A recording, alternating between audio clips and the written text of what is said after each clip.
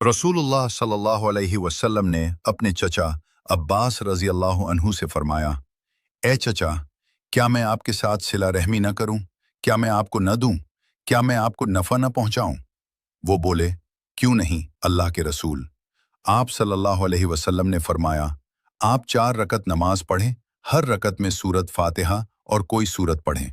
जब क़िरात पूरी हो जाए तो अल्लाहु अकबर, अल्हम्दुलिल्लाह, सुभान अल्लाह, ला अलाहा अल्लाह 15 मरतबा रुकू करने से पहले कहीं।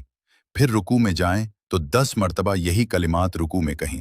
फिर अपना सर उठाएं और यही कलिमात 10 मरतबा रुकू से खड़े होकर कहीं। फिर सजदे में जाएं तो यही कलिमात 10 मरतबा कहीं। फिर सर उठाएं तो 10 मरतबा यही कलिमात कहीं। फिर दूसरे सजदे में जाएं तो 10 मरतबा यही कलिमात कहीं। फिर सजदे से अपना सर उठाएं तो खड़े होने से पहले 10 मरतबा यही कलिमात कहीं।